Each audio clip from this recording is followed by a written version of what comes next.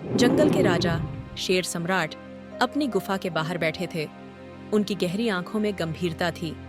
आज वह जंगल के सभी जानवरों को इकट्ठा करना चाहते थे, क्योंकि उन्होंने सुना था कि कुछ जानवर उनकी सत्ता को लेकर असंतुष्ट हैं। शेर सम्राट ने जंगल के सभी प्रमुख जानवरों को बुलाया।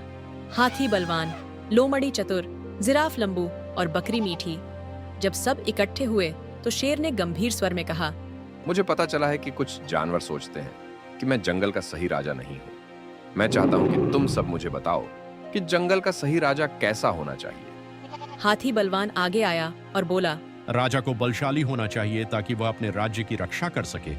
लोमड़ी चतुर मुस्कुराई और बोली, राजा को केवल बलवान ही नहीं बल्कि चतुर भी होना चाहिए ताकि वह सही फैसले ले सके। जिराफ लंबू ने सिर ऊंचा किया और कहा, राजा को दूरदर्शी होना चाहिए ताकि वह आने वाले खतरों को पहले ही समझ सके। बकरी मीठी ने धीरे से कहा, राजा को न्यायप्रिय और दयालु होना चाहिए ताकि हर कोई उस पर विश्वास करे और उससे प्रेम करे। शेर सम्राट ने सबकी बातें ध्यान से सुनी और गहरी सोच में पड़ गए। उन्होंने फैसला किया कि खुद को एक सच्चा राजा साबित करने के लिए उन्हें एक परीक्षा देनी होगी। शेर सम्राट ने कुछ पल सोचा और फिर गंभीर स्वर में बोले, तुम सब ने जो गुण बताए वे सच में एक अच्छे राजा के लिए जरूरी हैं, लेकिन मैं चाहता हूं कि तुम सब मुझे परखो। मैं एक परीक्षा देना चाहता हूं जिससे यह साबित हो सके कि मैं जंगल के लिए सही राजा हूं। सब जानवर एक दूसरे की ओर देखने लगे। ऐसी परीक्षा पहले कभी नहीं हुई थी। लोमड़ी चतुर ने एक शरारती मुस्कान के साथ कहा, अगर राजा को बलवान, चतुर, दूरदर्शी और न्यायप्रिय होना चाहिए तो हमें इन सभी गुणों की परीक्षा लेनी होगी। हाथी बलवान ने सहमति में सिर हिलाया और बोला, तो पहली परीक्षा बल की होगी। जो सबसे ताकतवर होगा वही जंगल का राजा बनने के योग्य होगा। शेर सम्राट मुस्कुराए और बोले, तो ठीक है, मैं तुम्हारी परीक्षा के लिए तैयार हूं। बताओ, मेरी शक्ति को परखने के लिए क्या करना होगा। हाथी ने एक भारी भरकम पेड़ की ओर इशारा किया और कहा, अगर तुम इस पेड़ को अपनी ताकत से उखाड़ सकते हो तो तुम बलवान सिद्ध होंगे। शेर सम्राट ने अपनी पूरी ताकत लगाकर पेड़ को गिराने में लग गया और कुछ ही क्षणों में पूरा पेड़ धरती से उखड़ कर गिर गया। सभी जानवर हैरान रह गए। शेर सम्राट ने पहली परीक्षा पास कर ली। लेकिन लोमड़ी चतुर अब भी मुस्कुरा रही थी। वह जानती थी कि केवल बल ही राजा बनने के लिए काफी नहीं होता। लोमड़ी ने गहरी सांस ली और बोली, अभी 3 और परीक्षाएं बाकी हैं। अब अगली परीक्षा चतुराई की होगी। मैं इसके लिए भी तैयार हूं। बताओ, अगली परीक्षा क्या होगी। शक्ति से युद्ध जीता जा सकता है, लेकिन बुद्धि से राज किया जाता है। अब मैं तुम्हारी चतुराई की परीक्षा लूंगी। अगर तुम इसे पार कर गए तो हम मानेंगे कि तुम केवल बलवान ही नहीं बल्कि चतुर भी हो। हाँ, मैं इसके लिए तैयार हूं। तुम्हें जंगल की इस गुफा के अंदर जाना होगा।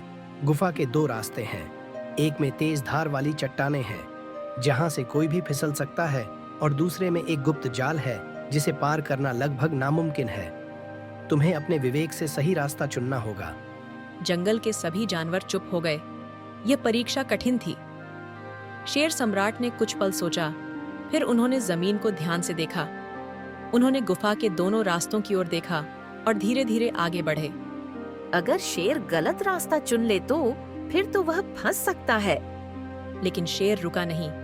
उसने मिट्टी को गौर से देखा। फिर मुस्कुराते हुए उसने पहला रास्ता चुना और बिना हिचकिचाए उस पर आगे बढ़ गया। कुछ देर बाद वह सही सलामत बाहर निकल आया। लोमड़ी चौंक गई। तुम्हें कैसे पता चला कि कौन सा रास्ता सही था? मैंने देखा कि उस रास्ते पर छोटे छोटे पैरों के निशान थे, लेकिन वापस लौटने के कोई निशान नहीं थे। इसका मतलब था कि जो भी उसमें गया वह वापस नहीं आया। इसीलिए मैंने दूसरा रास्ता चुना। हाथी बलवान, जिराफ लंबू और बकरी मीठी खुशी से चिल्ला उठे। लेकिन लोमड़ी अब भी संतुष्ट नहीं थी। उसने कहा, बुद्धि और बल हो सकता है, लेकिन एक राजा को दूरदर्शी भी होना चाहिए। मैं इसके लिए भी तैयार हूं। शेर सम्राट ने अपनी चतुराई साबित कर दी थी, लेकिन अब अगली परीक्षा दूरदर्शिता की थी। लोमड़ी चतुर जानती थी कि एक अच्छा राजा केवल वर्तमान ही नहीं बल्कि भविष्य को भी देख सकता है और पहले से ही खतरों को भांप सकता है।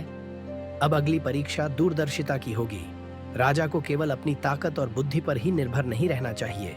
उसे यह भी समझना चाहिए कि आने वाले खतरे क्या हो सकते हैं और उन्हें टालने के लिए क्या करना चाहिए। बताओ मुझे क्या करना। लोमड़ी ने सभी जानवरों को एक पहाड़ी के ऊपर ले जाकर जंगल की ओर इशारा किया। वहां देखो, यह जंगल हरा भरा और समृद्ध दिख रहा है। लेकिन अगर राजा सच में दूरदर्शी है तो वह हमें बता सकता है कि इस जंगल पर कोई खतरा है या नहीं। शेर ने दूर तक जंगल को ध्यान से देखा। कुछ पल तक वह चुपचाप खड़ा रहा, फिर गहरी सांस ली और कहा, ये जंगल अभी हरा भरा है, लेकिन मैं देख सकता हूँ कि नदी का जलस्तर पहले से कम हो गया है। अगर ये ऐसे ही घटता रहा तो गर्मी के मौसम में यहाँ पानी की भारी कमी हो सकती है। इससे न केवल जंगल के जानवर प्यासे रह जाएंगे, बल्कि पेड़ पौधे भी सूखने लगेंगे। हाथी बलवान ने नदी की ओर देखा और चिंतित स्वर में कहा, शेर सम्राट सही कह रहे हैं। मैंने भी देखा है कि पिछले कुछ दिनों में पानी थोड़ा कम हो गया है। लोमड़ी मुस्कुराई और बोली, बहुत अच्छे। सच्चा राजा वही होता है जो केवल आज नहीं बल्कि कल के बारे में भी सोच सके। तुमने यह परीक्षा भी पास कर ली, शेर सम्राट। बकरी मीठी ने उत्साहित होकर कहा, तो अब क्या अंतिम परीक्षा होगी? एक राजा को ताकत, बुद्धि और दूरदर्शिता के साथ साथ न्यायप्रिय भी होना चाहिए। अगर वह अन्याय करेगा तो प्रजा उस पर विश्वास नहीं करेगी। अब यह देखने का समय आ गया है कि तुम न्याय कर सकते हो या नहीं। मैं इसके लिए भी तैयार हूँ। बताओ मुझे क्या करना होगा। लोमड़ी ने हाथी बलवान और बकरी मीठी की ओर इशारा किया। मान लो ये दोनों एक गंभीर विवाद में पड़ गए हैं। हमें देखना है कि तुम इस मामले को कैसे हल करते हो। हाथी बलवान आगे आया और गहरी आवाज में बोला, मैंने जंगल के एक पुराने नीम के पेड़ को अपने रहने के लिए चुना था, लेकिन जब मैं वहां पहुंचा तो बकरी मीठी पहले से वहां थी। उसने कहा कि वह भी उसी जगह रहना चाहती है। अब तुम बताओ, ये पेड़ किसका होना चाहिए? पूरा जंगल चुप था। सब जानना चाहते थे कि शेर सम्राट इस समस्या का समाधान कैसे करेंगे। शेर ने कुछ पल सोचा, फिर मुस्कुराते हुए बोला, यह पेड़ ना हाथी का है ना बकरी का। यह जंगल का हिस्सा है और जंगल सभी का है।